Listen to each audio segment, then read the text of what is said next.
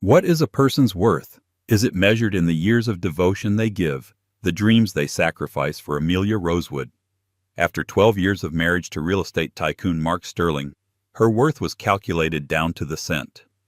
In a cold, merciless courtroom, the man she had built a life with, the man for whom she'd given up everything, handed her a final cruel settlement. It wasn't a check. It wasn't a bank transfer. It was a single crisp $10 bill.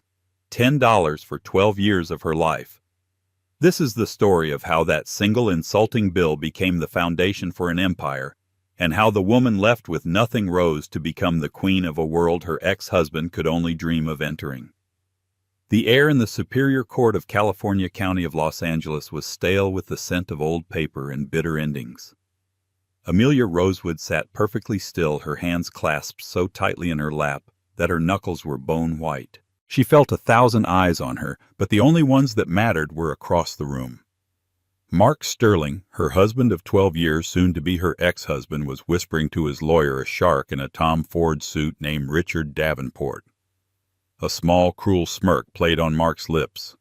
Amelia had once thought that smirk was charming, a sign of his confidence. Now she knew it for what it was, the glint of a predator who enjoyed the kill. All assets having been acquired under the name of the Sterling Corporation are deemed the sole property of Mr. Mark Sterling. The judge droned on his voice, a monotonous final nail in the coffin of her life. The prenuptial agreement she'd signed at 22, starry-eyed and desperately in love, was an iron cage. She hadn't even read the fine print. Mark had told her it was a formality, a piece of paper for his investors. "We're forever Amy," he had said, stroking her hair. "This means nothing to us." It meant everything now. It meant she was entitled to nothing. The Brentwood mansion she had turned into a home, the art she had so carefully selected, the life she had painstakingly curated to support his meteoric rise in the cutthroat world of L.A. real estate, all of it was his. In lieu of alimony, and as a final gesture of settlement, the judge continued reading from a stipulation Mark's lawyer had just submitted. Mr. Sterling will provide a one-time cash payment to Ms. Rosewood. A sliver of hope, pathetic and desperate, pierced through Amelia's numbness. Maybe he had a heart after all.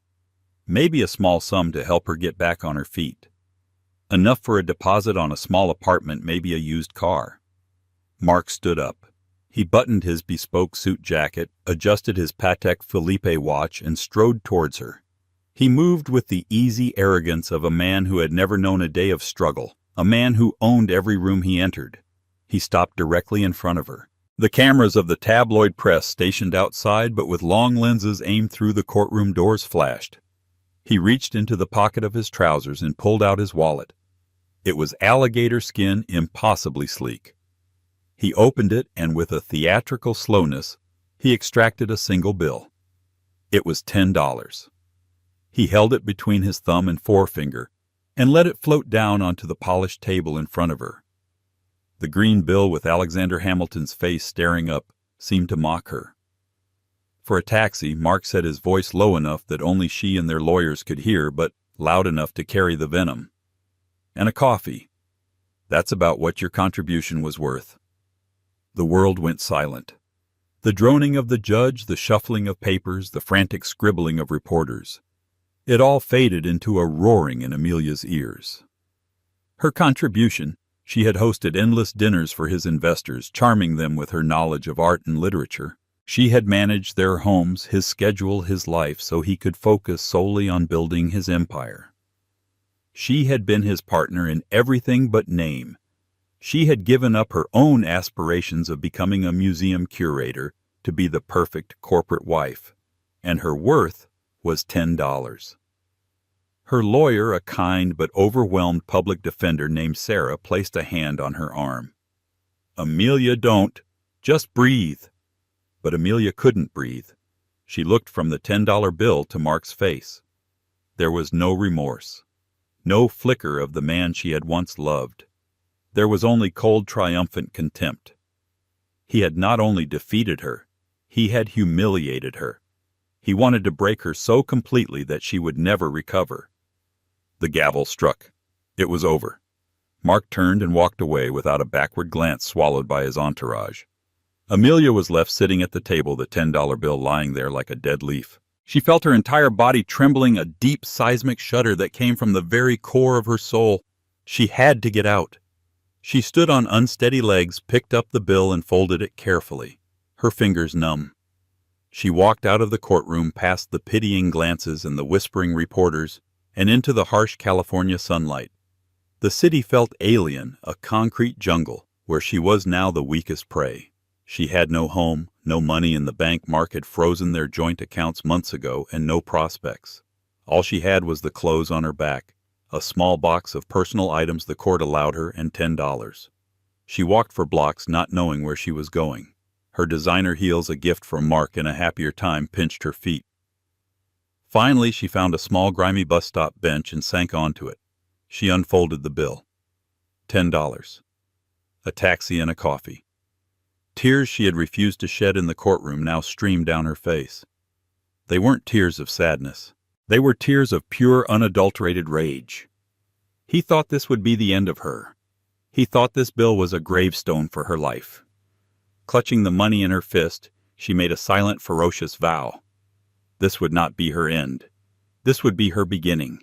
This $10 would not be a symbol of her worthlessness. It would be the seed. He had left her with just $10. She would make him regret it for the rest of his life. The first 24 hours were a blur of shame and survival. Amelia swallowed her pride and called the only person she thought might help her old college friend Clara, a woman she hadn't spoken to in years, pushed away by the isolating vortex of Mark's world. Clara didn't hesitate. She drove her beat-up Honda Civic to the address Amelia gave her and found her huddled in a 24-hour donut shop, nursing a cold cup of coffee she had bought with $1 from her $10 insult. Clara's tiny rent-controlled apartment in Koreatown was a world away from the sterile, glass-walled opulence of the Brentwood mansion. It was filled with books, mismatched furniture, and the smell of jasmine tea. It was warm. It was real. For the first time in a decade, Amelia felt like she could breathe. He did what Clara asked, her voice a mixture of horror and fury after Amelia recounted the courtroom finale. Amelia just nodded, her throat too tight to speak. She opened her palm and showed Clara the folded $10 bill. She hadn't spent the rest of it. She couldn't. That man Clara seethed as a monster, a soulless walking void in a $1,000 suit. For a week, Amelia slept on Clara's sofa, existing in a fog. The humiliation was a physical weight pressing down on her chest. She saw the tabloid headlines online. Sterling's ex left penniless, complete with a photo of her desolate face outside the courthouse. Mark's PR team was already spinning the narrative, painting her as a disgruntled gold digger who got what she deserved. One morning, Amelia woke up to the sound of Clara getting ready for her job as an assistant librarian. The weight was still there, but something had shifted. The rage she felt on the bus bench had cooled into something harder, more focused. It was resolve. She unfolded the $10 bill and placed it on the coffee table. She had $900 left. She couldn't frame it or save it. That would be treating it like a monument to her defeat. No, she had to use it as a tool. As the first brick. "I'm going to use it," Amelia said, her voice raspy from disuse. Clara paused, holding her travel mug. "Use what?" "The money. I'm going to use it to start over." That day she took the remaining $9 and bought a stack of newspapers and a week-long bus pass. She spent hours in Clara's apartment circling want ads with a red pen. Her art history degree and her experience managing the Sterling household didn't translate well to a standard resume. She was overqualified for retail, underqualified for corporate. Then she saw it. A small, unassuming ad in the art section: gallery assistant needed, part-time. Duties include inventory cleaning and minor restoration work. Must have a keen eye and steady hand. Apply in person. The Serafina Gallery downtown. Minor restoration work. Her heart gave a painful lurch. Before Mark, her dream had been to work at the Getty restoring Renaissance masterpieces. She had a natural talent for it, a patience and precision that felt like a form of meditation. Mark had called it a cute hobby. It was a long shot, but it was the only ad that felt like her. She put on the one simple professional dress she owned, a relic from her pre-Mark life that Clara had helped her retrieve from a storage unit. It was worlds away from the designer labels she was used to, but in it, she felt more like herself than she had in years. The Serafina Gallery was a small, hidden gem tucked away on a quiet street far from the glitzy galleries of Beverly Hills. It was run by a stern, elderly woman named Eleanor Vance, whose sharp eyes seemed to see right through Amelia's carefully constructed composure. "Your resume is sparse," Eleanor said, peering over her spectacles. 12 years as a household manager. I managed budget staff event planning for hundreds of guests and the acquisition and curation of a multi-million-dollar private art collection. Amelia said, her voice steady. She didn't mention the collection was Mark's. Eleanor raised an eyebrow, intrigued. Curation? Yes. I have a degree in art history from Stanford with a focus on 16th century Italian art. The older woman was silent for a long moment. She then pointed to a small oil painting in the corner, its varnish yellowed and cracked. "What do you see?" Amelia walked over to it. It was a pastoral scene, unremarkable at first glance, but she looked closer, her old training kicking in. She noticed the subtle brushwork in the clouds, the specific way the light hit the trees. "It's a student piece," Amelia said. "Someone trying to emulate the style of Corot. But see here," she pointed to a tiny, almost invisible detail on the frame's backing. "The canvas is older than the painting. And this pigment, the lapis lazuli in the sky, it's too pure for a student work. I think there's another painting underneath."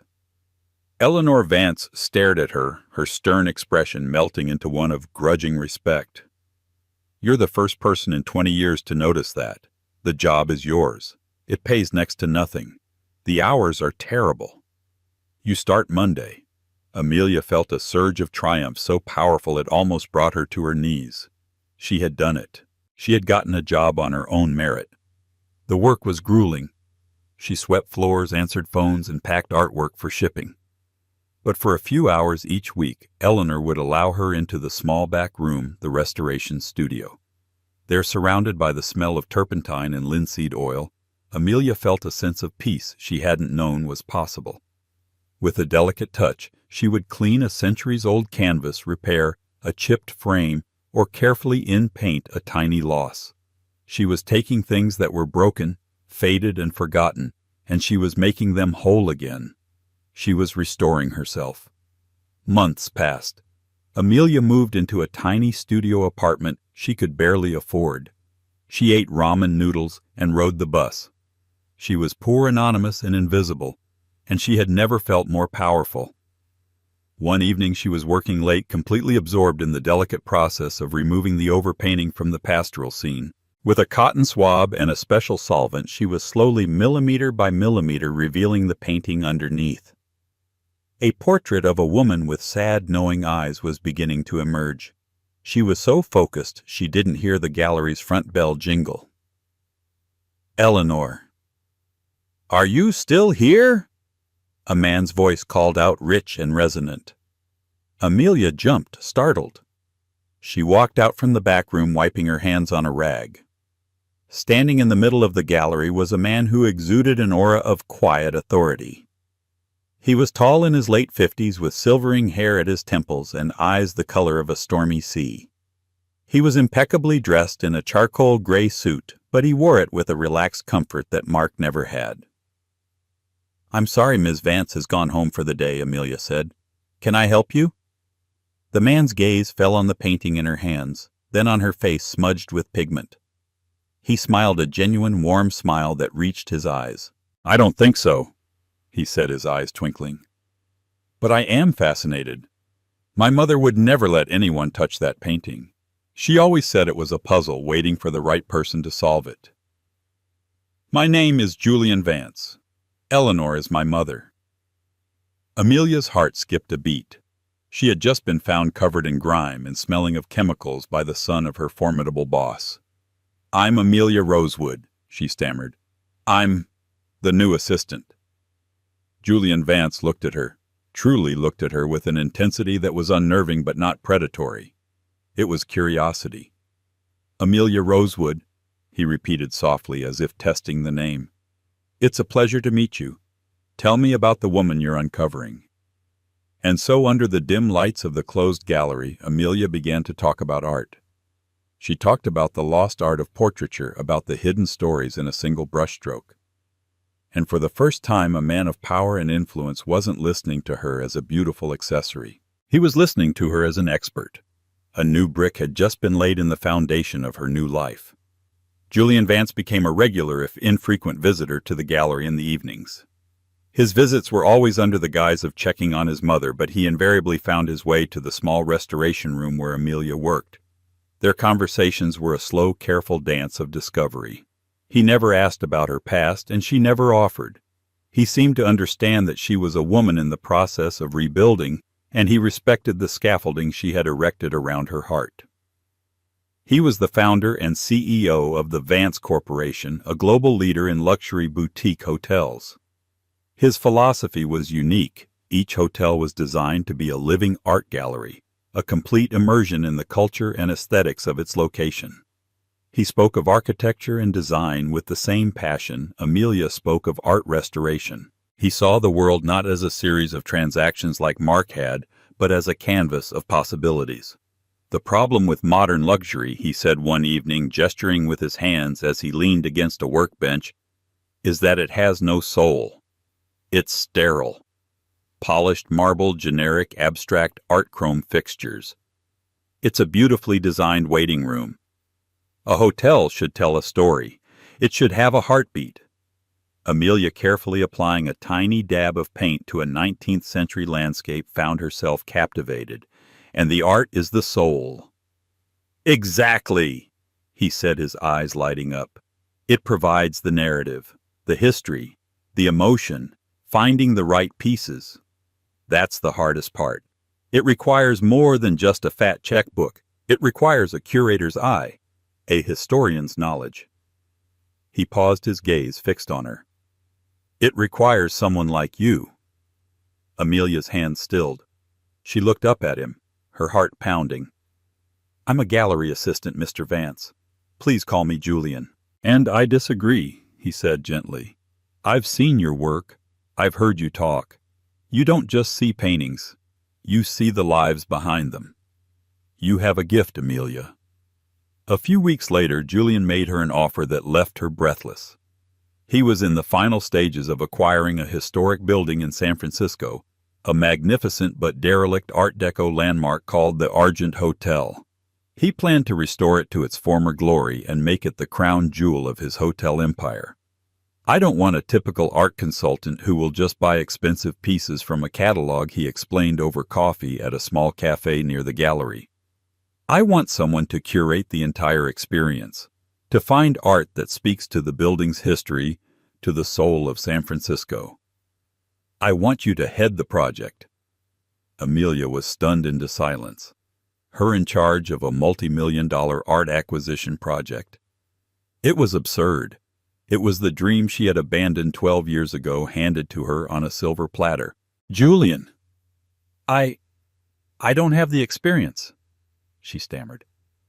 "I haven't worked in this field professionally in over a decade." "You have the talent," he said firmly. "That's more important than any line on a resume." "I trust my instincts, Amelia, and they tell me you are the only person for this job." He named a salary that was more than she had earned in a year at the gallery. It wasn't just a job. It was a lifeline. It was a declaration of faith in her abilities. Tears welled in her eyes. It was the first time since the divorce that someone had seen her for her potential, not for her past. "Yes," she whispered, "I'll do it." Her new office at the Vance Corporation headquarters in Century City was a stark contrast to the cramped restoration room. It was on the 40th floor with a panoramic view of the city she had once felt so lost in.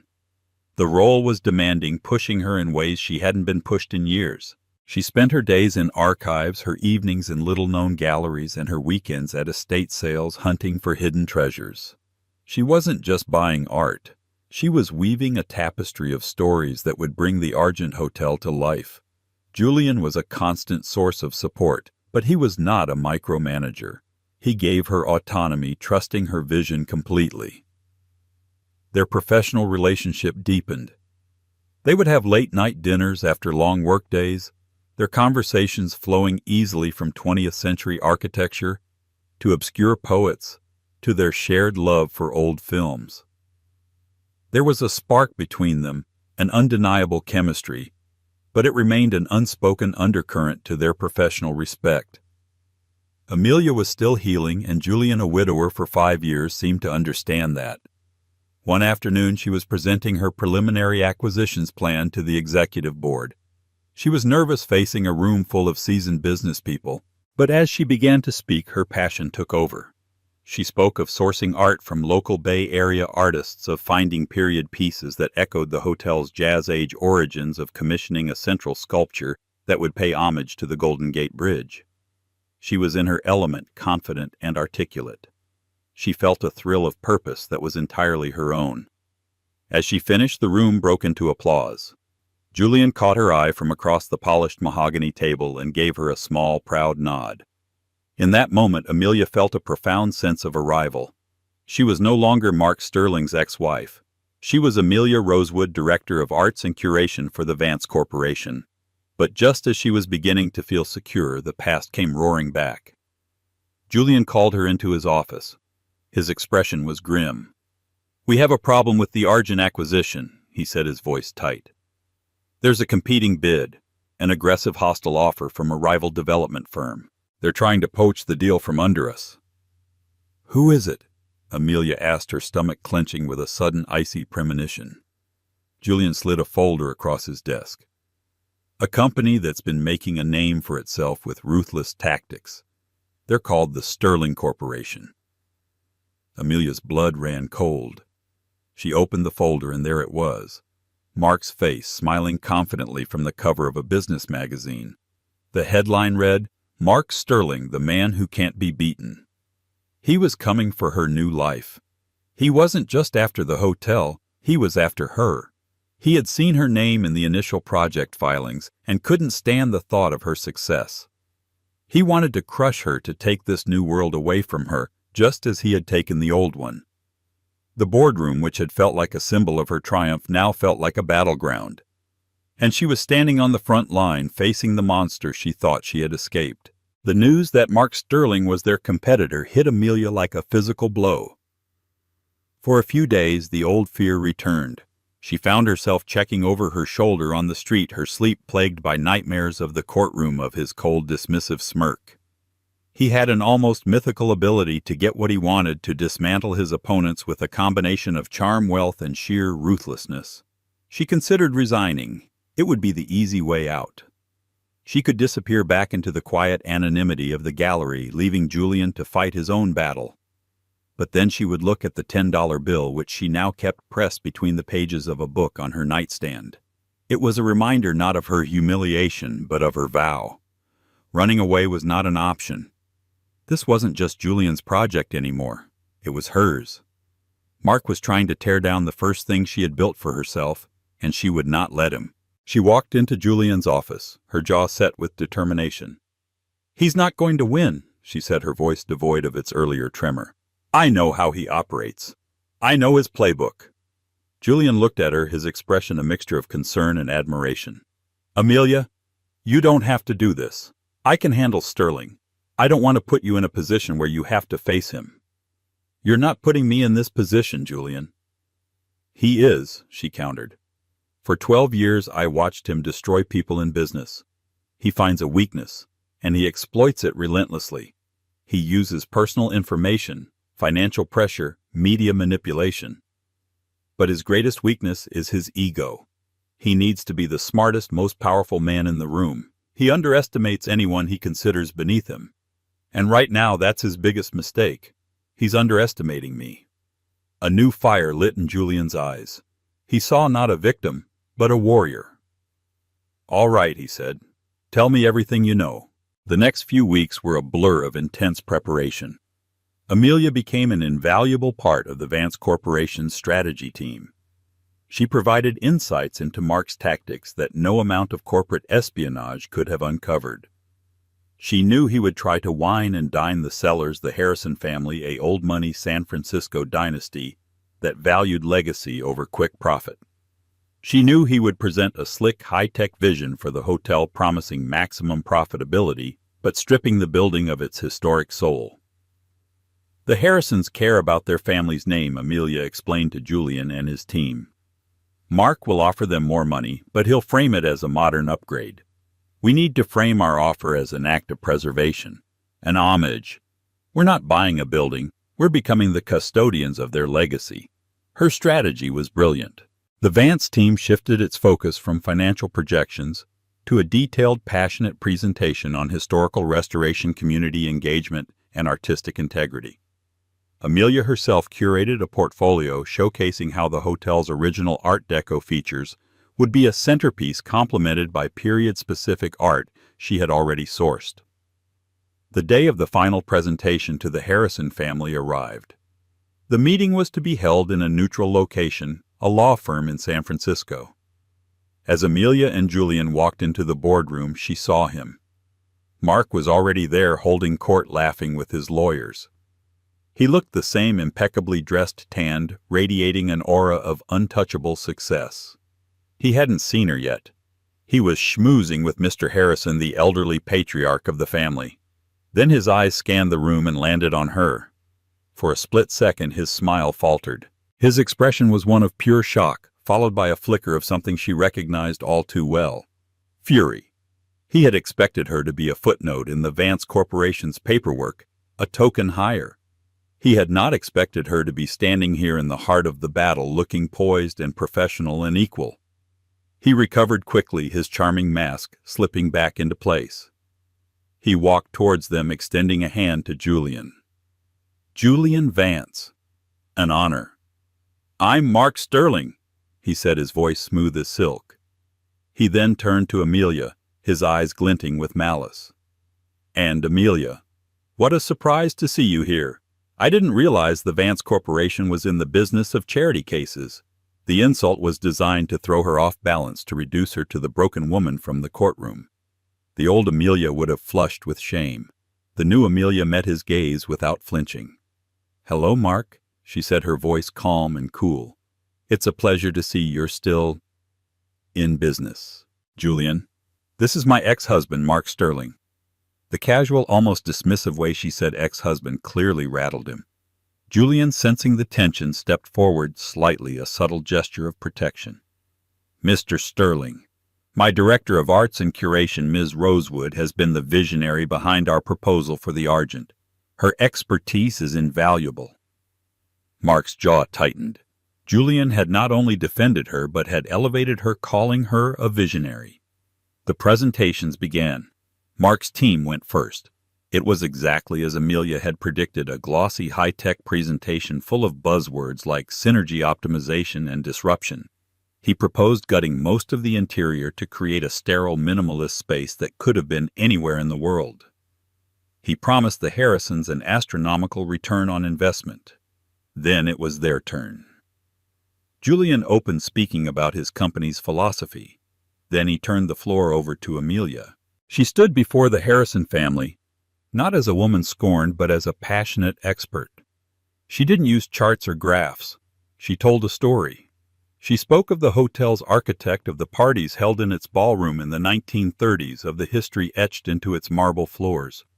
She unveiled her art plan, showing them sketches and samples, explaining how each piece would honor the hotel's past while celebrating the vibrant future of the city. She spoke with an authority and a grace that captivated the room. She was no longer hiding behind Mark's shadow. She was casting her own. As she concluded, she looked directly at Mr. Harrison. "Mr. Sterling is offering you a building," she said, her voice ringing with conviction. "The Vance Corporation is offering to preserve a landmark. We are offering you a legacy." She saw a flicker of understanding, of deep respect in the old man's eyes. Mark was seething. He had been completely outmaneuvered, not by a rival CEO, but by the woman he had discarded as worthless. As the meeting concluded, Mark cornered her by the elevators. "What is this, Amelia?" he hissed, his voice a venomous whisper. "Some pathetic little revenge plot? You think this new boyfriend of yours is going to save you?" "This has nothing to do with you, Mark," she said, looking him dead in the eye. "This is my job, a concept I know you find difficult to associate with me. You're nothing without a man to pay your bills," he sneered. "You were nothing when I met you, and you're nothing now." That $10 bill was generous. A slow, cold smile touched Amelia's lips. "We'll see," she said as the elevator doors opened. "We'll see who wins in the end." As she stepped into the elevator with Julian leaving Mark standing alone in the hallway, she knew the war was far from over.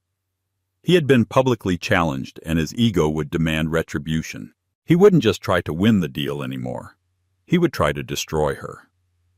Mark Sterling was not a man who accepted defeat gracefully. Being outshone by Amelia in the boardroom was a narcissistic injury of the highest order, and he retaliated with the viciousness of a wounded predator. The battle for the Argent Hotel moved from the polished tables of the boardroom to the muddy trenches of the public eye. Within a week, the tabloids and gossip sites, always hungry for a scandal involving the rich and powerful, were alight with stories. Anonymous sources close to Mark Sterling began leaking carefully crafted narratives. The headlines were brutal. "Bitter ex-wife uses new billionaire lover to sabotage former husband's business deal." They painted Amelia as a vindictive gold digger using her relationship with Julian Vance to wage a personal vendetta. They twisted her role at the Vance Corporation, portraying her as an unqualified dilettante, given a vanity title to spite Mark. Amelia felt the familiar sting of public humiliation, but this time it was different. She wasn't alone. Julian and the entire Vance Corporation stood by her. Their PR department issued a firm, concise statement. "Ms. Rosewood is a highly valued executive at the Vance Corporation, hired for her exceptional talent and vision. We do not comment on baseless personal attacks." Julian was furious on her behalf. "He's a cornered animal, Amelia. This is what they do when they're desperate," he said, his hand covering hers on his office desk. "We'll fight it." "No," Amelia said, a surprising calm settling over her. "We won't. Fighting it gives it oxygen. Mark wants a public spectacle. He wants to drag me into the mud because that's where he lives. We are going to win by being better, by focusing on the prize." But Mark's attacks escalated. His team began digging into the Vance Corporation's finances, looking for any hint of weakness. They launched a whisper campaign among San Francisco's city planners and historical societies, suggesting that Julian Vance was a corporate raider from Los Angeles who didn't respect the city's heritage, using Amelia's art proposal as mere window dressing. The pressure was immense. The Harrison family, though impressed by Amelia's presentation, began to waver. They were a conservative private family, and the negative press was making them nervous. The deal was in jeopardy. Amelia knew she had to find a way to neutralize Mark, to expose him for what he was without stooping to his level. She spent sleepless nights thinking back over their 12 years together, sifting through memories looking for a key. Mark was meticulous, almost paranoid about his public image. He built his empire on a reputation of being a brilliant, unstoppable deal-maker. His brand was invincibility. If she could find a crack in that facade... The memory came to her in a flash at 3 a.m. It was from about 6 years ago. Mark had been in a fierce bidding war for a prime piece of beachfront property in Malibu. He had been up against a formidable competitor, an older respected developer named David Smith. Mark had won seemingly out of nowhere. Smith's financing had mysteriously collapsed at the last minute. At the time, Mark had gloated, calling it a stroke of genius. He had told Amelia in a rare moment of unguarded arrogance, "You don't win by playing by the rules, Amy. You win by rewriting them." He mentioned something about an unfriendly partner in Smith's LLC, a man named Robert Prescott. It was a long shot, a half-remembered boast from years ago. But it was something. Amelia hired a private investigator, using her own money, the first significant paycheck she had earned from the Vance Corporation. She didn't tell Julian. This was her fight. She gave the investigator the names David Smith, Robert Prescott, and the Malibu property deal. She asked him to look for any irregularities, any signs of collusion or foul play. While the investigator worked, Amelia doubled down on her efforts to win over the Harrisons. She arranged a private tour for the family at the LA County Museum of Art, where she had once volunteered. She walked them through the restoration labs, explaining the painstaking process of preserving art. She didn't talk about the Argent deal. She simply shared her passion, showing them that her commitment to preservation was genuine, not a corporate strategy. She was slowly, surely winning back their trust. A week later, the investigator called. He had found it. Robert Prescott. David Smith's partner had declared bankruptcy a year after the Malibu deal fell through. But the investigator had dug deeper. He had uncovered offshore bank records. 3 days after Smith's financing collapsed and Mark won the Malibu property, a shell corporation registered in the Cayman Islands had made a $2 million deposit into an account owned by Prescott's wife. The shell corporation was untraceable on its own, but its funding came from a series of smaller companies, all of which were secretly owned by Sterling Corporation. It was corporate sabotage. Bribery. Mark hadn't just outbid his competitor. He had paid his partner to pull the plug, bankrupting a good man in the process. It was illegal, unethical, and a direct contradiction of the pristine, maverick genius image he projected. Amelia held the dossier in her hands, her heart hammering. This was the weapon that could end it all. She could leak it to the press and destroy Mark's reputation overnight. It would be justice. It would be the revenge he so richly deserved. She sat with the files for a full day, wrestling with her conscience.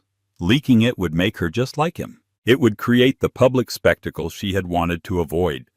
The story would become about their toxic divorce, not about his corruption. There had to be another way. A better way. She thought about his greatest weakness, his ego. The need to be seen as invincible. A public accusation would allow him to play the victim, to claim it was a smear campaign by a bitter ex. But a private one would be a direct threat to the foundation of his identity. She made a decision. It was risky, terrifying, and it would require her to face him alone. But it was the only way to win on her own terms.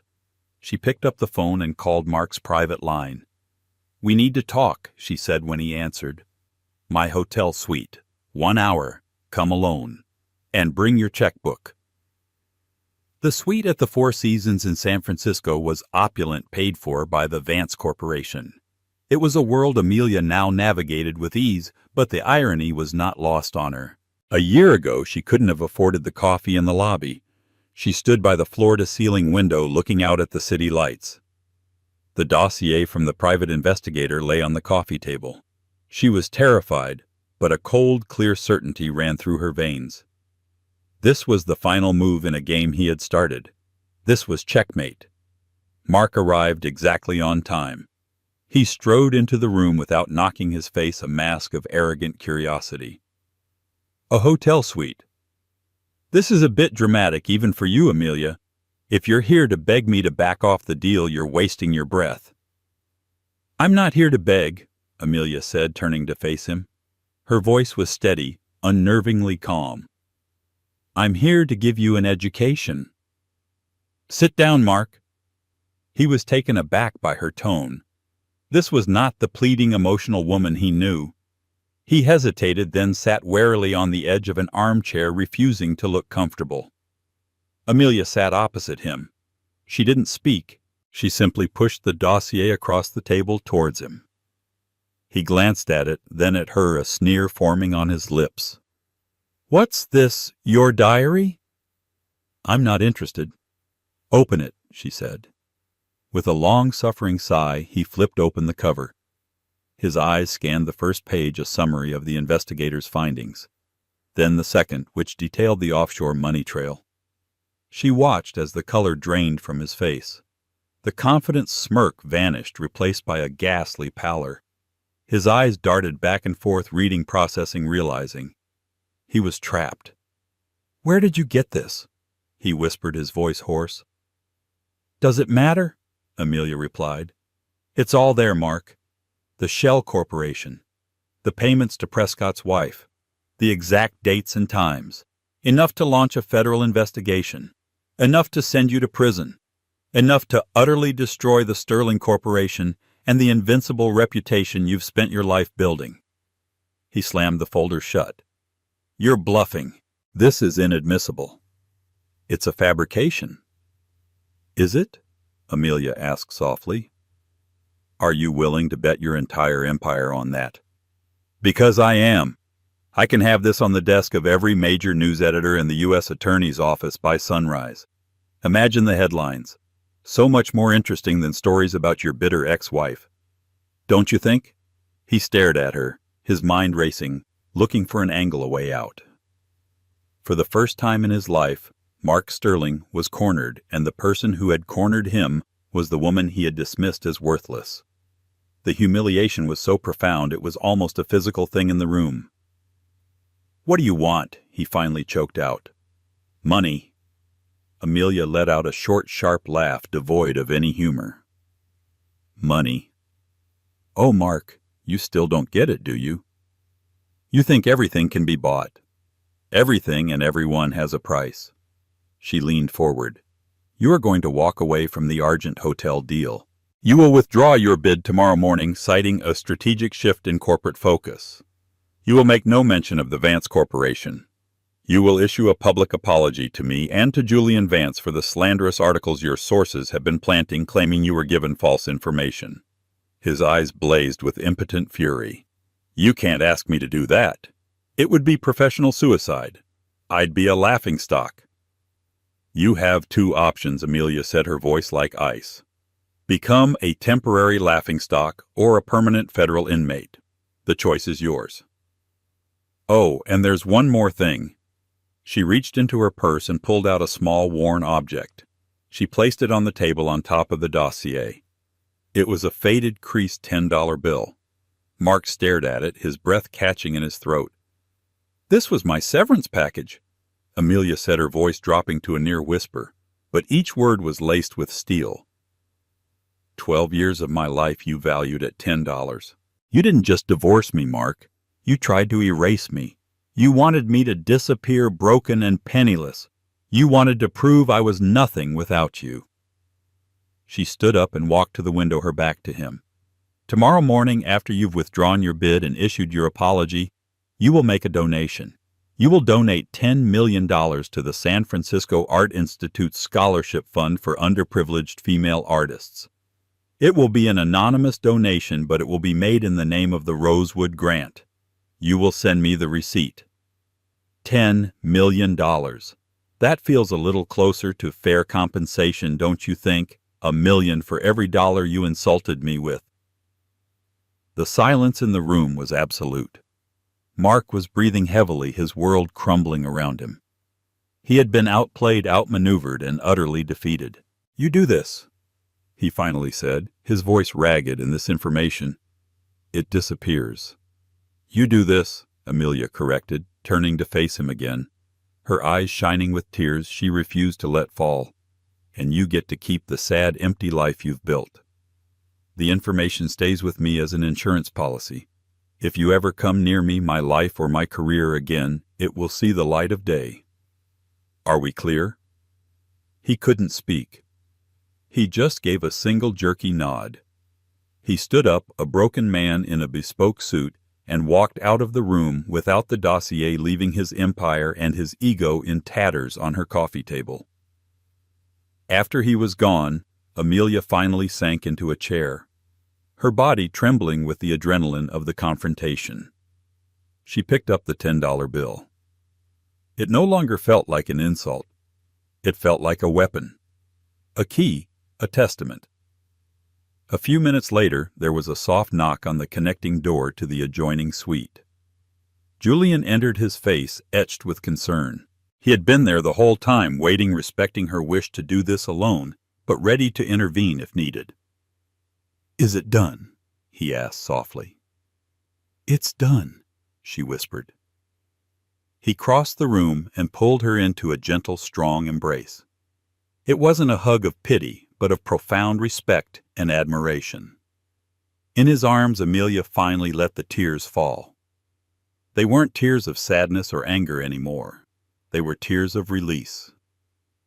The ghost of Mark Sterling had finally been exorcised. The war was over. She had won. 1 year later, the San Francisco fog rolled back to reveal a perfect, crystalline evening. The Argent Hotel was no longer a derelict ghost, but a glittering beacon of restored Art Deco splendor. Its grand opening was the most anticipated event of the year, a confluence of old San Francisco society, new tech money, and the international art world. Inside, the lobby buzzed with conversation and the clinking of champagne glasses. Guests moved through the space with a sense of wonder, their eyes drawn to the art that adorned the walls. Each piece, from the soaring abstract sculpture in the atrium to the intimate black and white photographs of the city's past lining the hallways, told a piece of the Argent's story. It wasn't just a hotel. It was a living museum, a masterpiece of curation. And it was all Amelia's work.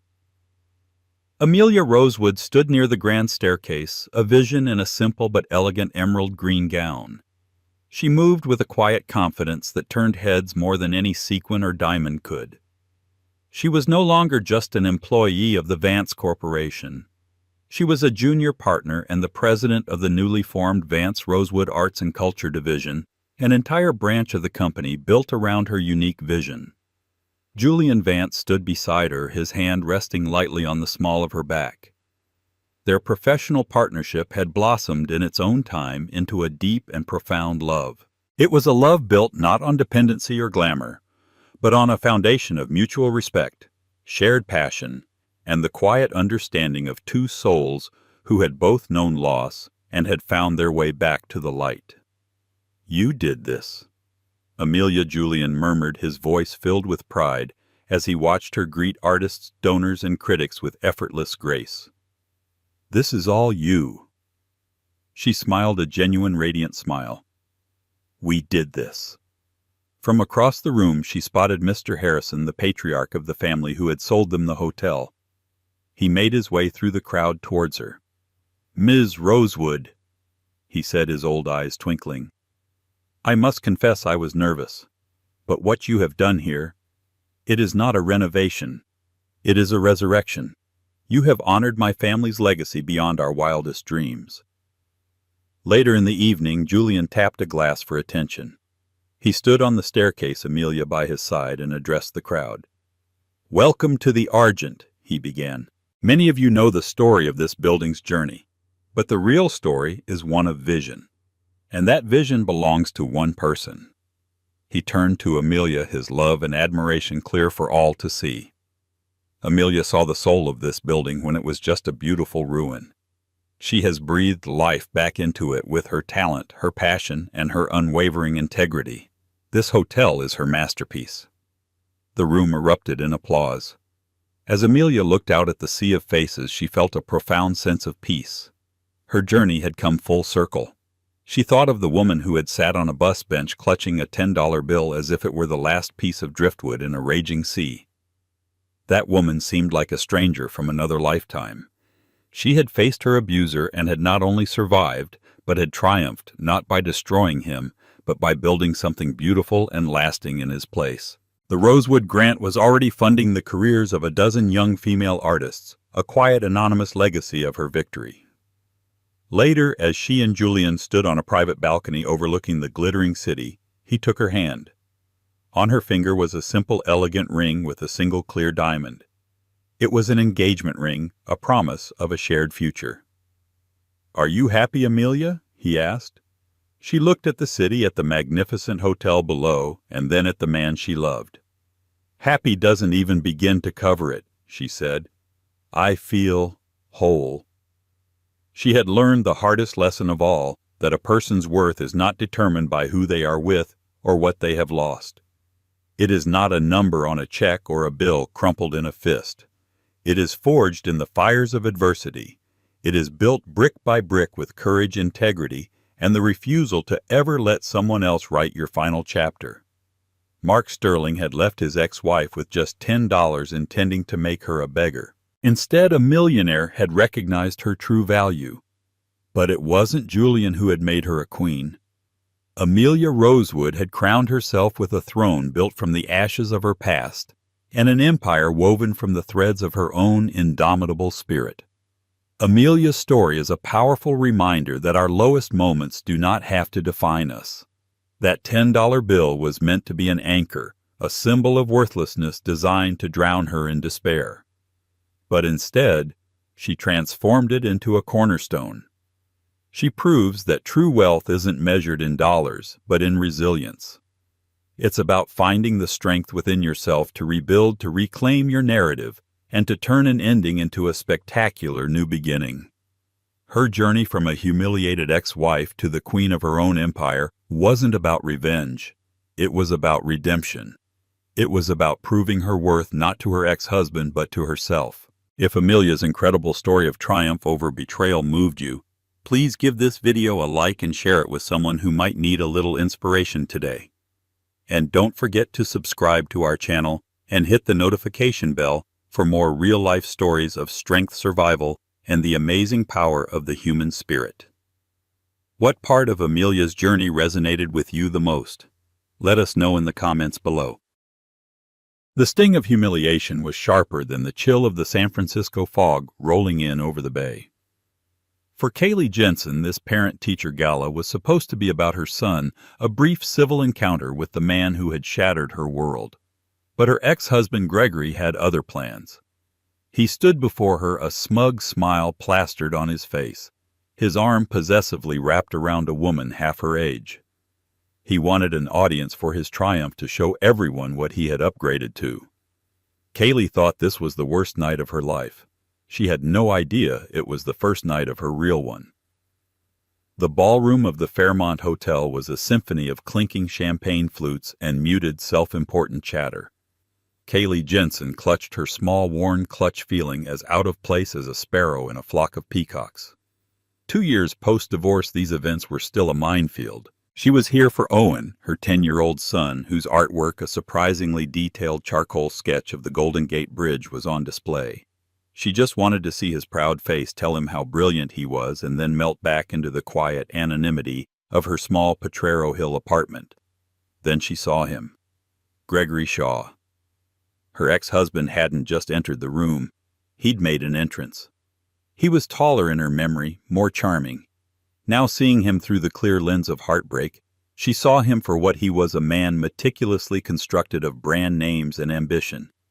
He wore a custom Xenia suit that probably cost more than her car, and his smile was a weapon he wielded with practiced ease. But it wasn't him that made her breath catch. It was the woman attached to his arm. She was impossibly young, with hair the color of spun gold and a white dress so tight it looked painted on. Kaylee recognized her from Gregory's relentless social media post, Brittany, the 24-year-old lifestyle influencer. Kaylee tried to turn to blend into a conversation about property taxes, but Gregory's eyes, like a heat-seeking missile, locked onto her. He steered Brittany through the crowd, a shark parting a school of fish. "Kaylee, I was hoping we'd run into you." He boomed, his voice dripping with false sincerity. The heads of several parents' people she'd known for years swiveled in their direction. The show was about to begin. "Gregory," she said, her voice a tight knot in her throat. "The student art looks wonderful." He waved a dismissive hand. "Oh yes, Owen's little hobby. It's cute." He then pulled the young woman forward. "Kaylee, I want you to properly meet my fiancée, Brittany." Brittany offered a small, disinterested wave, her acrylic nails clicking against her phone. "Hey," she chirped, her eyes scanning the room for someone more important. "We just got back from Santorini," Gregory continued, his voice loud enough for the entire zip code to hear. "Finalizing the wedding plans. We're booking the entire resort, of course, for a full week. You can't put a price on perfection, can you?" He looked directly at Kaylee, a cruel glint in his eye. The subtext was screaming, "This is what you'll never have. This is what you weren't good enough for." Kaylee remembered the years she had worked 2 jobs to support him through his MBA, The dreams she'd put on hold, the inheritance from her parents she had used to fund his first failed startup. All of it erased for this. "That's nice, Gregory," she managed to say. "I'm sure it will be beautiful." "Oh, it will be," Brittany chimed in, suddenly engaged. "My dress is a custom Galia Lahav. It's being flown in from Tel Aviv. Gregory says I deserve only the best." She squeezed his arm, looking up at him with doe-eyed adoration that Kaylee knew was as transactional as his stock portfolio. The humiliation was a physical thing, a hot flush that crawled up her neck. She could feel the pitying stares of the other parents. There was Mrs. Davenport, whose son was in Owen's class, whispering behind her hand to another mother. They saw Kaylee in her 3-year-old department store dress her simple pearl earrings, a gift from her late grandmother, and they saw the woman Gregory had discarded for a newer model. "Well," Kaylee said, forcing a smile that felt like cracking glass, "I need to find Owen. It was an experience meeting you, Brittany." She turned to leave, but Gregory's voice stopped her. "Oh, Kaylee, one more thing." He reached into his jacket pocket and pulled out his wallet. He extracted a single $100 bill and held it out to her. "For Owen, for art supplies or whatever. I know things must be tight." The room went silent. The air crackled with the sheer audacity of the gesture. It wasn't kindness. It was a public execution. He was branding her as a charity case. Her hand trembled, but she didn't take the money. "That won't be necessary, Gregory," she said, her voice dangerously quiet. "Owen has everything he needs."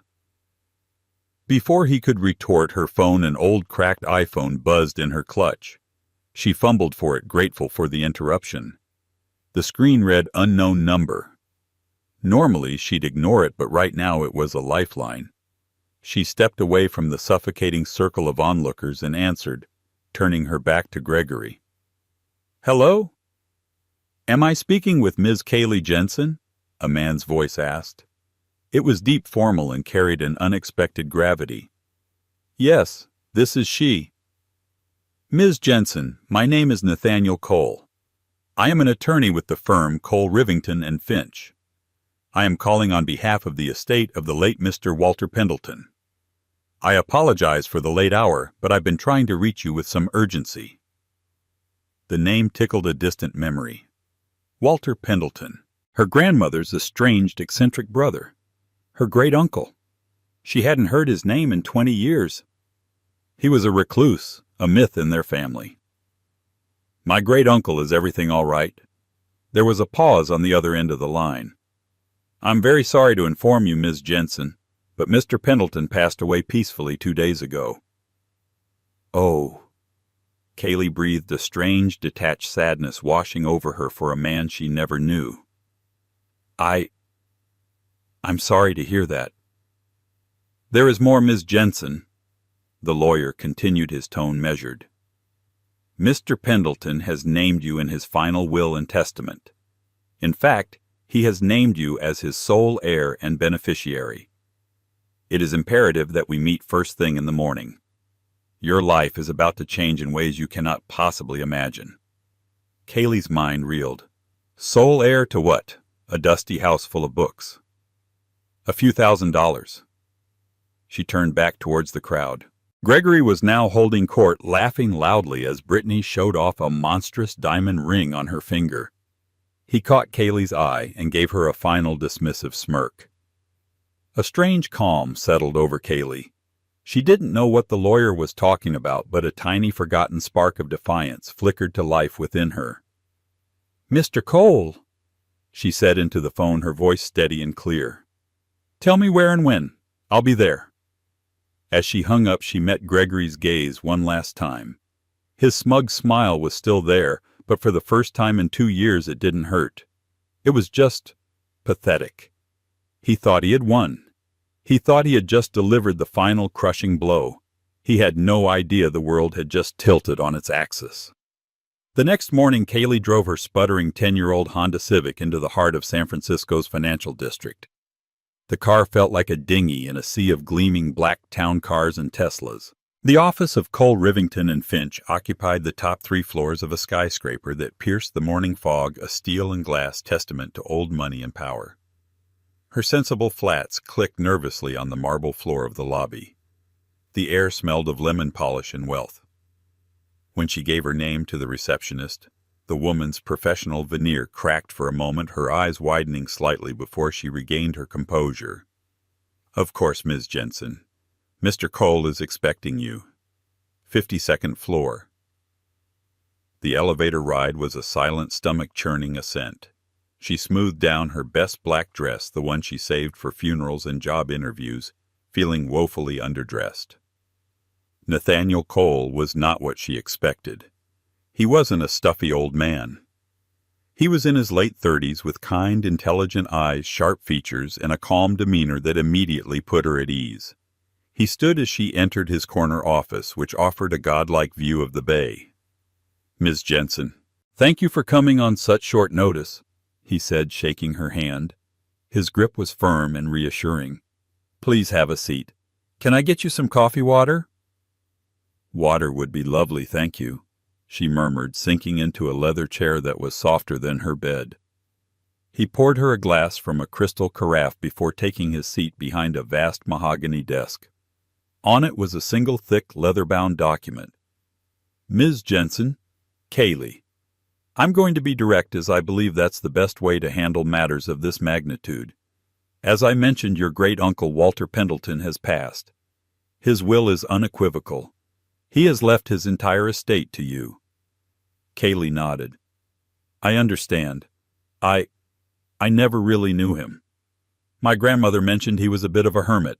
I assume he left behind his house." Nathaniel Cole leaned forward, a small, knowing smile playing on his lips. "He did leave you his house, yes. The Pendleton estate in Pacific Heights. But that is, forgive the phrasing, a mere drop in the ocean." He slid the leather-bound document across the desk. Kaylee Walter Pendleton was not just a bit of a hermit. For the past 50 years he was the silent sole owner and chairman of Pendleton Industries. The name meant nothing to her. She must have looked confused because he continued. "Pendleton Industries is a global private holding company. It's not a name you'd see on the news because Walter valued his privacy above all else. But you would know its subsidiaries."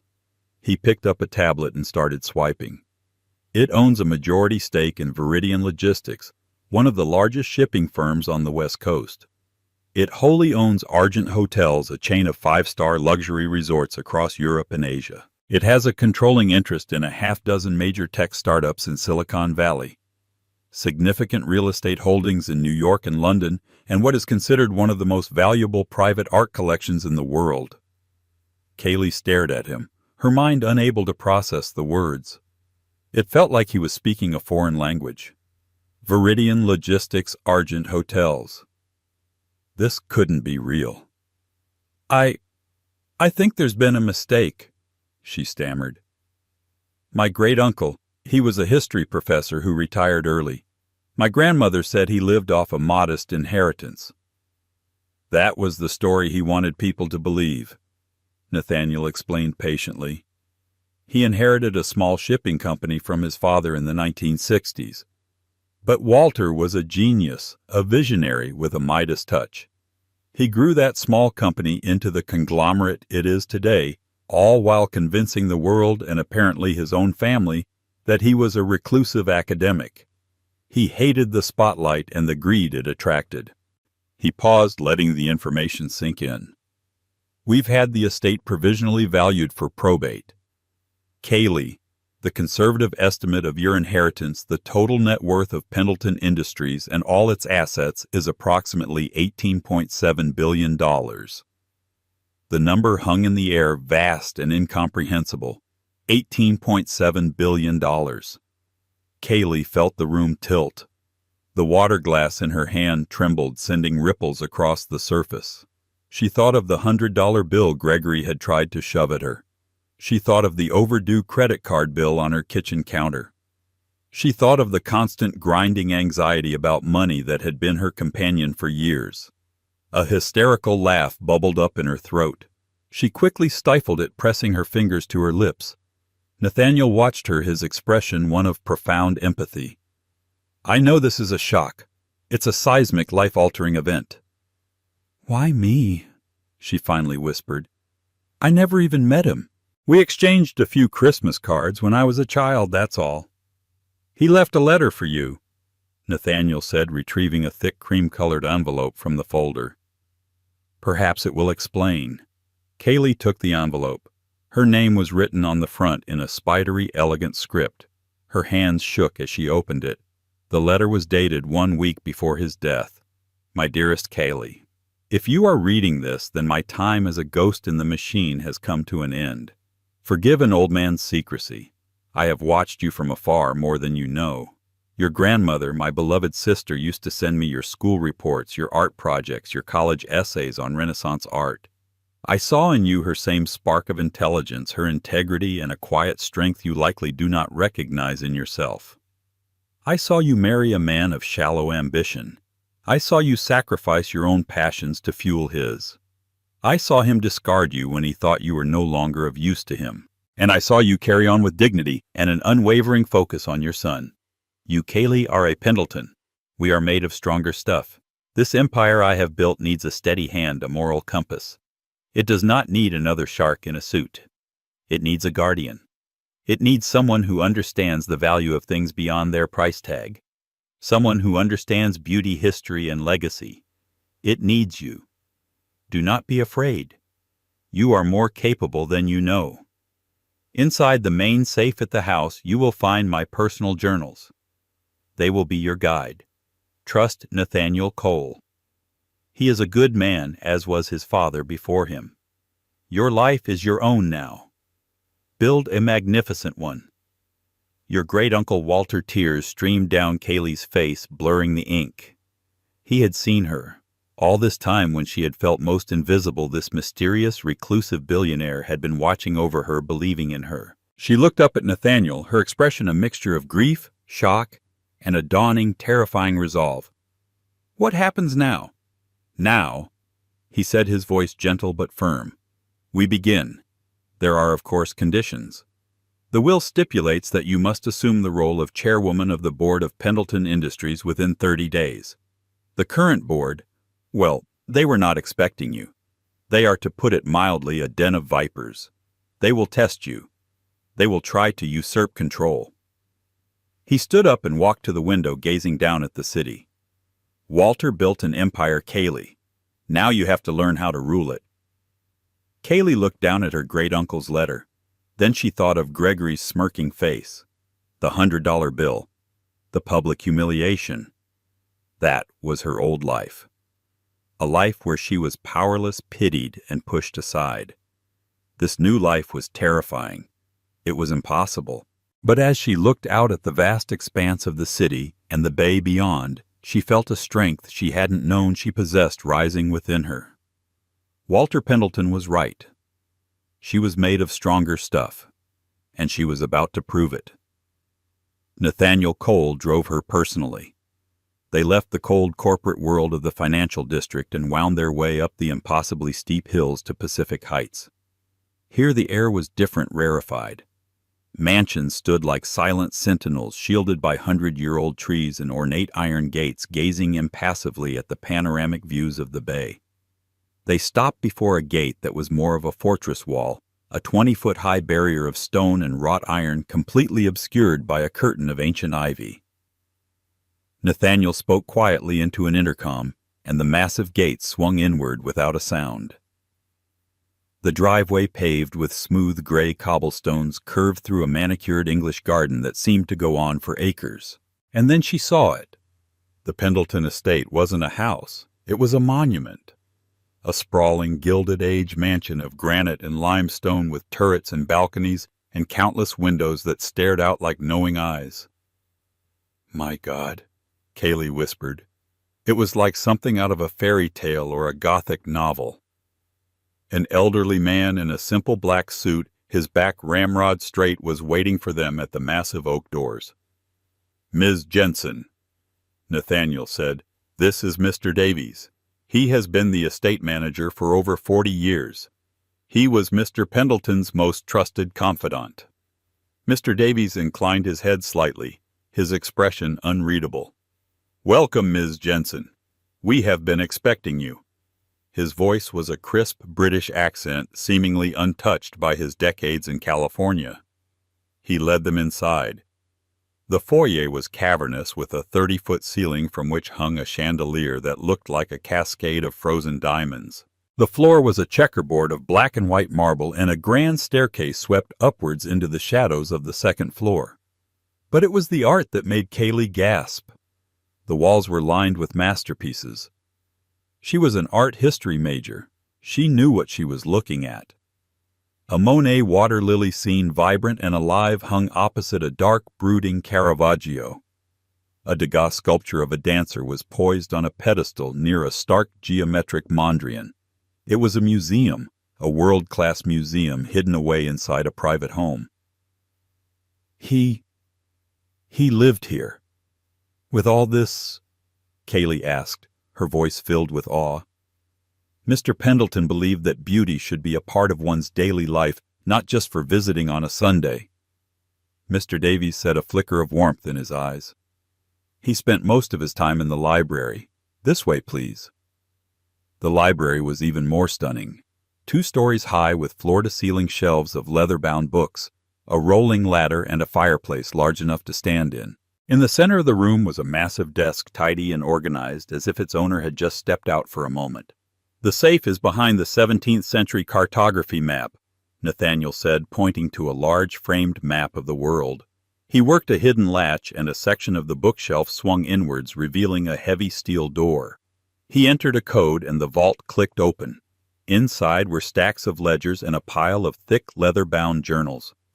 "His personal journals," Nathaniel said, handing one to Kaylee, "as per his letter." Kaylee opened the first journal. The same elegant spidery script filled the page. The first entry was dated 50 years ago. "Took possession of father's shipping business today. It's a mess. But I see a path forward. The world is getting smaller, and the one who controls how things move from A to B will have a great deal of power." She spent the next hour in a daze, guided by Mr. Davies through a fraction of the house. There was a ballroom, a formal dining room that could seat 50, a state-of-the-art kitchen, and a glass conservatory filled with exotic orchids. Her own apartment, the one she had struggled to afford after the divorce, could fit inside the master bedroom's walk-in closet. It was too much. The scale of it was suffocating. This wasn't a life. It was an institution. How could she possibly manage all of this? How could she run a multi-billion-dollar corporation? She was just Kaylee Jensen, the woman Gregory Shaw had publicly shamed with a $100 bill just last night. Meanwhile, across town, Gregory was having a celebratory lunch with Brittany at a trendy waterfront restaurant. He was regaling her with the story of his encounter with Kaylee. "And then I pulled out a C-note and offered it to her," he bragged, sipping his overpriced Chardonnay. "You should have seen her face, babe. The look of utter defeat. It was perfect." But Brittany giggled, more focused on getting the perfect angle for a selfie with her lobster roll. "You're so bad, Greggy." "She needed to be put in her place," Gregory said, puffing out his chest. "Always acting so high and mighty with her art history degree, like she was better than me. Well, who's winning now?" He glanced at his Rolex. "I've got that quarterly review call in an hour. We're about to close a big deal. Another fat commission check is coming my way." His phone buzzed. It was a news alert from a financial journal he subscribed to. He glanced at it, ready to swipe it away, but the headline caught his eye. "Walter Pendleton, reclusive architect of Pendleton Industries, dead at 88, successor unnamed for 18 Bonbee Empire." Gregory frowned. Pendleton Industries. He knew the name. They were the silent money behind a company his firm was trying to acquire. They were a ghost, a legend in the financial world. He tapped the article, his curiosity piqued. He scrolled through the details of the conglomerate's vast holdings, Viridian Logistics, Argent Hotels, his eyes widening with each paragraph. This was an unbelievable amount of power now up for grabs. He kept scrolling until he reached the final paragraph. Sources close to the estate, which is being handled by the prestigious firm of Cole, Rivington and Finch, have indicated that Pendleton's long-lost great-niece has been identified as the sole heir. While her name has not been officially released, our insiders have identified her as Kaylee Jensen of San Francisco. Gregory's wine glass slipped from his hand, shattering on the floor. "Greggy, what's wrong?" Brittany asked, annoyed that he'd ruined her shot. He didn't answer. He was staring at the name on his phone screen. Kaylee Jensen. His Kaylee. The quiet, mousy woman in the cheap dress he had just humiliated. It was impossible. A joke. A typo. It had to be. He reread the sentence. Then again. His face went pale. The blood drained from his head and a cold sweat broke out on his forehead. The numbers swam before his eyes. $18 billion. The smug satisfaction he had felt just moments ago curdled into a black, nauseating dread. He hadn't just divorced his wife. He had divorced one of the wealthiest women in the world. He hadn't just publicly shamed her. He had performed his petty act of cruelty just hours before she inherited a kingdom. The $100 bill. The thought of it made him want to vomit. He had made the biggest, most catastrophic mistake of his entire life. The 30 days stipulated in the will passed in a blur of legal briefings, financial tutorials, and sleepless nights for Kaylee. She moved into a guest suite at the Pendleton estate feeling like an imposter in her own home. She spent her days with Nathaniel and a team of analysts he'd hired trying to absorb 50 years of corporate history. She read Walter's journals every night, his voice a guiding hand from the past, filled with shrewd observations, ruthless business tactics, and a surprising, deeply ingrained code of ethics. The day of her first board meeting arrived like a death sentence. She was to be officially installed as chairwoman. Dressed in a custom-tailored navy blue suit, Nathaniel had insisted she purchase an armor, he'd called it. She walked into the boardroom on the top floor of the Pendleton Industries building. The room was intimidating, a long black marble table surrounded by 20 high-backed leather chairs. 18 of them were already occupied by the board members. They were all men, all over 50, all exuding an aura of predatory power. As she entered, the conversation stopped. All eyes turned to her, and the collective judgment in the room was a palpable force. They looked at her simple pearl earrings, her understated makeup, and saw exactly what Gregory had seen. A suburban mother, a dilettante, a weak link. Nathaniel made the introductions. "Ladies and gentlemen of the board, allow me to present Ms. Kaylee Jensen, the chosen successor of Mr. Walter Pendleton and the new chairwoman of Pendleton Industries." A man at the opposite end of the table with silver hair and a vulpine smile did not stand. He merely steepled his fingers and watched her with cold, calculating eyes. This was Vincent Dubois, the chief operating officer, the man who had run the day-to-day operations for Walter for the last 15 years. The man Nathaniel had warned her who had fully expected to be given control of the company. "Ms. Jensen," Vincent began, his voice a smooth, condescending purr. "Welcome. We were all surprised by Walter's decision. While we respect his final wishes, you must understand that this is a complex global operation. It is not a book club." A few of the other men chuckled. Kaylee took her seat at the head of the table, Walter's seat. It felt cold and vast.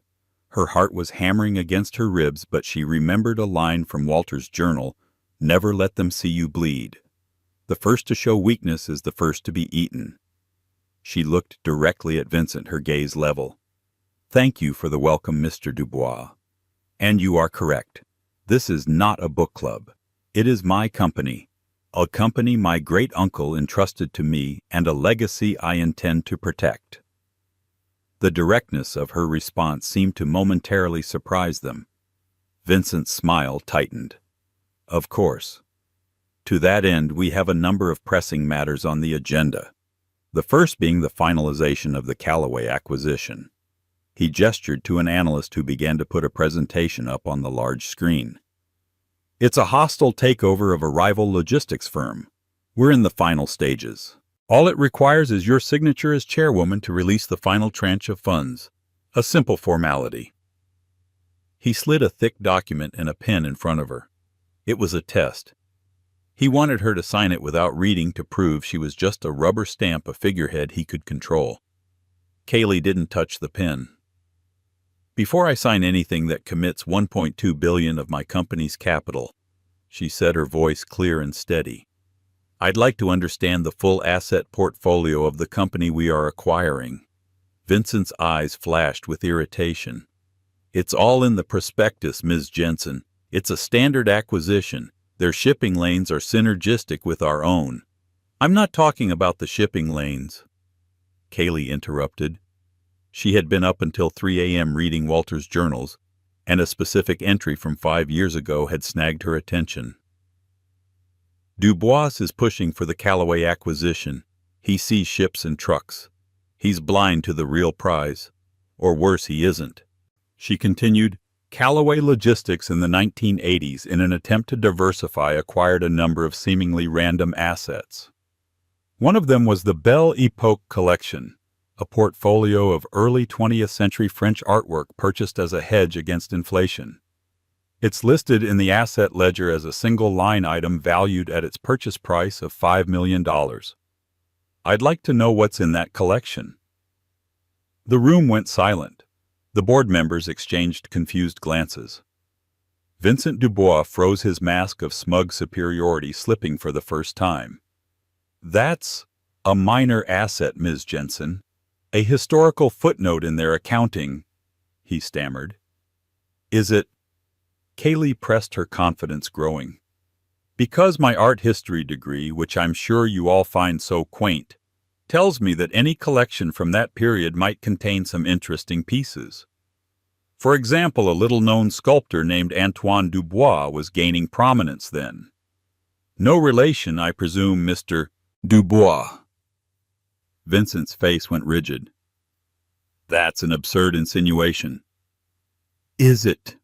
Kaylee said, leaning forward. "Because Walter's private notes suggest he believed the centerpiece of that collection, a sculpture thought lost after World War II called The Veiled Heart, was created by that same sculptor. A piece that, if it were to be authenticated and brought to auction today, would be worth an estimated $80 to $100 million. Far from a minor asset.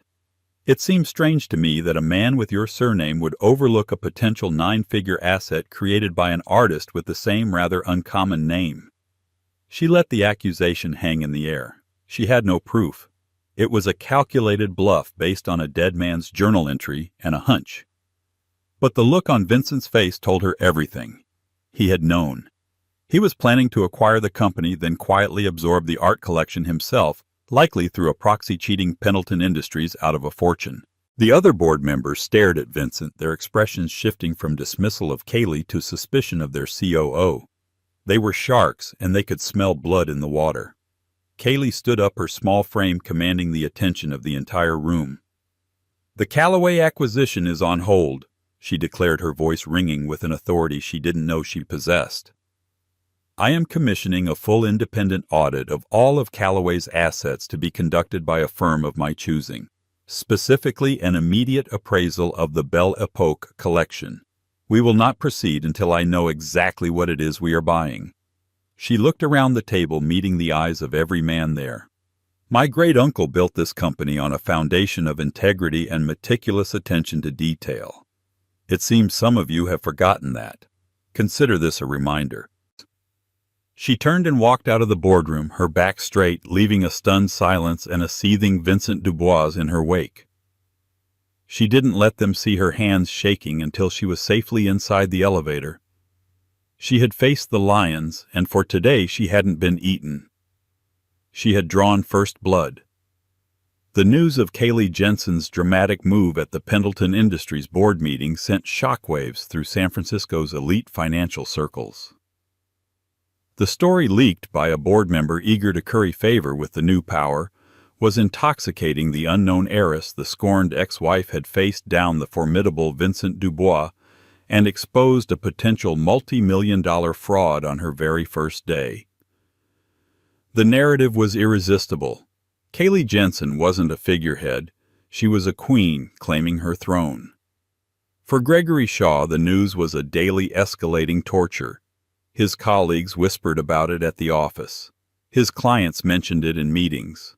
His ex-wife's face was now subtly, tastefully gracing the pages of financial journals he once read with aspirational envy. Every mention was a fresh twist of the knife, reminding him of the cosmic scale of his miscalculation. His life with Brittany was also beginning to fray.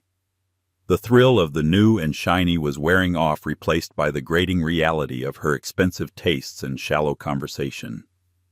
Their wedding, which he had flaunted to humiliate Kaylee, now felt like a financial guillotine hanging over his head. The Santorini resort, the designer dress, the endless demands, it was all predicated on a future of fat commission checks, a future that now seemed laughably small compared to the fortune he had thrown away. Desperation began to set in. He had to get back in Kaylee's orbit. He had to undo the damage. He convinced himself that she must still love him, that their years together must count for something. He just needed a way in. And he knew exactly what, or rather who, that was: their son Owen. He started by calling Kaylee's phone. It went straight to a new voicemail, one answered by a polite professional female voice. "You've reached the office of Ms. Kaylee Jensen. Please leave a message." The office of Ms. Kaylee Jensen. The words were a slap in the face. He left a fumbling, awkward message. She never called back. He tried emailing, his tone shifting from casual to pleading. "Kaylee, we need to talk about Owen's summer plans." "Kaylee, I have some old family photos I thought you might want." "Kaylee, I miss you." All went unanswered. He was blocked professionally and personally, shut out of the fortress she now inhabited. His desperation reached a fever pitch. He decided on a direct assault. Knowing Owen had a standing Saturday morning art class, a class Kaylee always dropped him off at personally, he planned his ambush. That Saturday, Kaylee pulled up to the art studio in a new, understated but clearly expensive black Audi sedan, driven by a discreet security professional Mr. Davies had insisted upon. She looked different. The stress and weariness that had clung to her for years were gone, replaced by a focused, calm energy. Her hair was professionally styled, and she wore a simple but elegant cashmere sweater. She was glowing with a newfound confidence. As she was hugging Owen goodbye, Gregory stepped out from behind a parked car. "Kaylee," he said, trying to sound casual, but his voice was tight with anxiety. Kaylee's smile vanished. Her posture became rigid. "Gregory, this is not the time or the place. Please," he begged, his eyes wide and earnest. "Just 5 minutes, for Owen's sake." She hesitated, her gaze falling on her son, who looked nervously between his parents. She didn't want a scene. "Fine," she said, her voice cold. 5 minutes. She gave Owen a final squeeze. "I'll see you in 2 hours, sweetie." As Owen went inside, Gregory launched into his rehearsed speech. "Kaylee, I've been a fool, an absolute blind idiot. Leaving you was the worst mistake of my life. You seem to be doing just fine with Brittany." Kaylee replied, her tone devoid of emotion. "Brittany." He scoffed as if the name were an absurdity. "That's nothing. A distraction. A ridiculous mistake. I'm ending it, Kaylee. I swear. It was always you. It's always been you." He reached out to touch her arm, but she recoiled as if from a snake. "Don't, Gregory." His face crumpled. "I saw the news. About everything. I'm so proud of you. I always knew you had it in you. You're brilliant, Kaylee. I was just too stupid to see it." The words that once would have been a healing balm to her wounded soul now sounded hollow and pathetic. She saw his flattery for what it was, a desperate attempt to claw his way into her new life, into her wealth. "What do you want, Gregory?" she asked, her voice sharp. "I want us back," he whispered, his eyes welling with manufactured tears. "I want our family back. Think of Owen. He deserves to have his parents together. We can be a family again, a real family. In that big house, we could give him the world." The mention of her house, her money, confirmed everything. It was never about her. It was about what she had. The last vestiges of any lingering sentimentality Kaylee might have harbored for the man she once loved evaporated in that moment. "Let me be perfectly clear, Gregory," she said, her voice as hard and sharp as a diamond. "You didn't want a family. You wanted an accessory, and when you thought you found a shinier one, you traded me in. The only thing that has changed is my price tag. You are not proud of me. You are impressed by my bank account. You don't miss us. You miss the lifestyle you think I can provide." She took a step closer, her eyes blazing with a fire he had never seen before. "You will not use our son as a pawn in your greedy little games. You will stick to the custody agreement. Your lawyers can speak to my lawyers if you have any issues. But you and I," she said, her voice dropping to a near whisper, "are finished. There is no us. There is no going back. Don't you ever ambush me like this again." She turned and walked to her car without a backward glance. The security driver opened the door for her and she slid inside. Gregory stood on the sidewalk, utterly defeated. The woman who had just spoken to him was not the same one he had divorced. The old Kaylee would have cried. The old Kaylee might have even believed him. This new Kaylee saw right through him down to the rotten core of his ambition. As the Audi pulled away, he saw his reflection in the tinted window. A desperate, pathetic man who had traded a diamond for a piece of glass and was only now realizing his mistake. He had lost, completely and irrevocably, and he had no one to blame but himself. In the weeks that followed, Kaylee delved deeper into the labyrinthine world of Pendleton Industries. She worked tirelessly, often late into the night, in Walter's library, with Nathaniel Cole becoming her constant shadow and trusted advisor. The independent audit she had commissioned for the Callaway acquisition had yielded spectacular results. Not only was the Veiled Heart sculpture found crated up in a forgotten warehouse, but it was authenticated and valued at an astonishing $112 million. The revelation sent a shockwave through the company. Vincent Dubois was suspended by the board pending a full investigation. He had been caught, and Kaylee's reputation as a shrewd, decisive leader was cemented. But her instincts, honed by Walter's journals, told her this was just the tip of the iceberg. Dubois wouldn't have acted alone. "Walter wrote about a shadow counsel," she told Nathaniel one evening, pointing to a passage in a journal. He suspected some board members were working with outside interests, slowly siphoning funds into shell corporations, preparing for a takeover the moment he was gone. He just couldn't prove it. Together, they began a discreet, deep-dive investigation. They hired forensic accountants, cybersecurity experts, and private investigators. They started tracing the complex web of offshore accounts and anonymous holding companies that Dubois and his allies had created. It was a conspiracy far more sophisticated and dangerous than Kaylee had imagined. They weren't just embezzling, they were trying to systematically devalue Pendleton Industries from within, making it vulnerable to a hostile buyout from a shadowy competitor in Dubai. Vincent Dubois wasn't the mastermind. He was just a high-level pawn. While Kaylee was uncovering corporate treason, Gregory Shaw's world was imploding. His pathetic attempt to win Kaylee back had failed, leaving him with nothing but shame and the ticking time bomb of his relationship with Brittany. The cancellation of their lavish Santorini wedding, a necessity after his biggest deal at work fell through and his commission evaporated, was the first major crack. "What do you mean we're postponing?" Brittany had shrieked, waving her phone at him. "I've already posted the save the date to my 300,000 followers. Do you know how embarrassing this is? It's just temporary, babe." Gregory lied, sweating. "A cash flow issue. We'll do it next year even bigger." But next year wasn't good enough. Brittany's affection was directly proportional to his spending.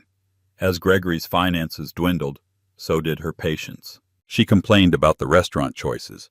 "This place doesn't even have valet."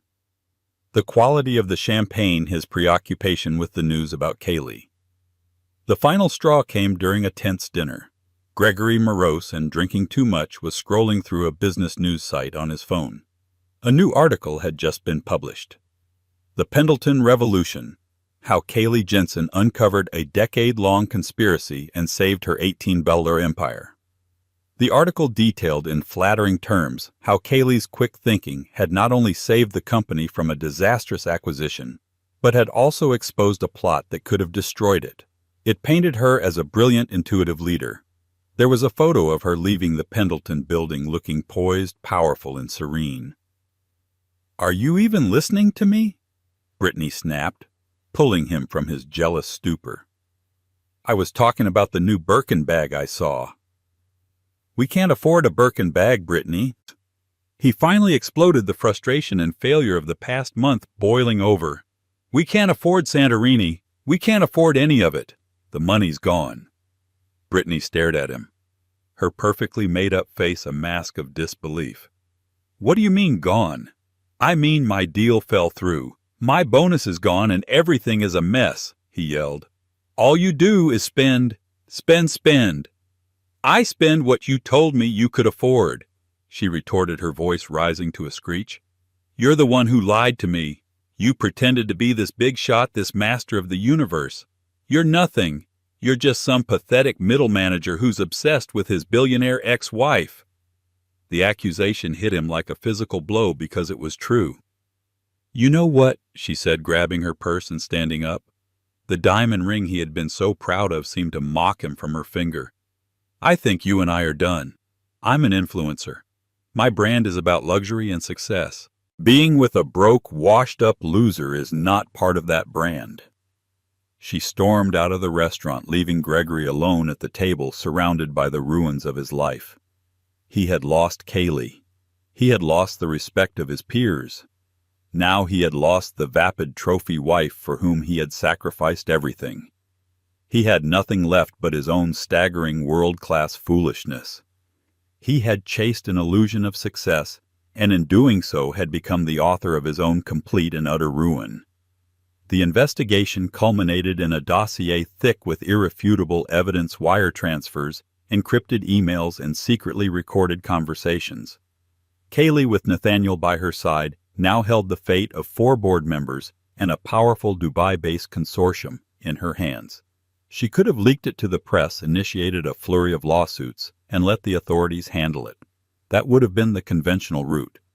But Walter's journal spoke of a different strategy. In business, as in chess, sometimes the most powerful move is not to take the king, but to force his surrender and take control of his entire army. Kaylee called an emergency unscheduled board meeting. She didn't summon them to the corporate office. Instead, the invitations were for the library at the Pendleton estate. When the remaining board members arrived, they found not only Kaylee at the head of the great desk, but also the 4 conspirators, including Vincent Dubois, who had been summoned an hour earlier, and were now sitting pale and silent, their careers and freedom hanging by a thread. In front of each seat was a slim folder. "Good morning, gentlemen." Kaylee began, her voice calm and cool, echoing slightly in the vast, book-lined room. "Please open the folders in front of you." They opened them to find a 1-page summary of the conspiracy, a list of names, and the staggering amount of money, nearly $1 billion over 10 years, that had been siphoned from the company. Gasps and curses filled the room. "For the past several weeks," Kaylee continued, "we have uncovered a deep-seated plot to systematically cripple this company from within, orchestrated by individuals in this room and their partners in Dubai." She looked directly at the 4 guilty men. "I have enough evidence to ensure you will all spend the rest of your lives in federal prison. Your assets will be seized, your reputations destroyed. Your families will be disgraced." The terror in their eyes was absolute. "However," she said, pausing for effect, "a public scandal of that magnitude would harm the company, spook the markets, and hurt our employees, the thousands of people who actually work for a living. I am offering you all a different path." She laid out her terms, a masterstroke of strategy that Walter would have admired. They would publicly resign from the board for personal reasons, effective immediately. They would sign over their shares and severance packages back to the company. They would cooperate fully in helping Pendleton Industries legally and systematically recover every single dollar from the Dubai consortium, using their inside knowledge to exploit the weaknesses in the shell corporations they had built. In exchange for their silent total cooperation, she would not press criminal charges. It was checkmate. She wasn't just ousting them. She was using their own criminality as a weapon to make her company whole again. They had no choice. One by one, defeated and broken, they agreed. Later that afternoon, after the last of the disgraced board members had departed, Kaylee stood with Nathaniel by the massive library window watching the fog roll in over the bay. "That was," Nathaniel said, a slow smile spreading across his face, "the most brilliantly ruthless thing I have ever witnessed in my legal career. You didn't just beat them, Kaylee, you dismantled them." "I had a good teacher," she said, tapping the journal on the desk. She felt a profound sense of peace. The battle for Pendleton Industries was over. She had not only protected her inheritance, she had earned it. Her personal phone rang. It was an unknown number, but something told her to answer it. "Hello, Kaylee." The voice was broken, barely a whisper. It was Gregory. I saw the news. About Brittany. She left me. I lost my job today, Kaylee. They said my reputational risk was too high after the divorce and everything. I'm losing the condo. I have nothing. There was a time when this call would have brought her a sense of bitter satisfaction of righteous revenge. But listening to the hollowed-out man on the other end of the line, she felt only a distant pity. He wasn't a monster. He was just a weak, small man who had made a series of terrible choices. He was a ghost from a life that no longer belonged to her. "I'm sorry to hear that, Gregory," she said, and she meant it. She was sorry for the man he could have been, and for the father he was failing to be for their son. "My lawyers will be in touch to renegotiate child support given your change in circumstances. I will ensure Owen is always taken care of. Goodbye, Gregory." She ended the call before he could reply, severing the final tie to her past. She looked out the window, not at the fog, but through it to the sparkling lights of the city beyond. 2 months ago, she had stood in a hotel ballroom, a humiliated ex-wife in a department store dress. Now she was the chairwoman of a multi-billion-dollar empire, a protector of a legacy, a mother securing her son's future beyond her wildest dreams. She had faced down corporate predators, confronted her own painful past, and had emerged not just intact, but stronger, smarter, and more herself than ever before. The house, the money, the power, they were just tools. The real inheritance Walter had left her was the discovery of her own strength. Her new life was just beginning, and for the first time she was the one holding the pen, ready to write the next chapter herself. And so Kaylee Jensen's incredible journey took her from the depths of public humiliation to the pinnacle of corporate power. She proved that the end of one story is often the explosive beginning of a much better one. Her triumph wasn't just in gaining an empire, it was in rediscovering the formidable woman who had been there all along, buried under years of self-doubt and sacrifice. Kaylee's story is a powerful reminder that our greatest strength is often forged in the fires of our deepest heartbreaks, and that sometimes the most unexpected key can unlock a destiny we never dared to dream of. If you were moved by Kaylee's incredible transformation from a heartbroken ex-wife to a billionaire powerhouse, show your support by hitting that like button. Share this story with someone who needs a reminder of their own hidden strength. And for more unforgettable tales of dramatic twists and ultimate triumph, make sure you subscribe to our channel and ring that notification bell. You won't want to miss the stories we have coming next.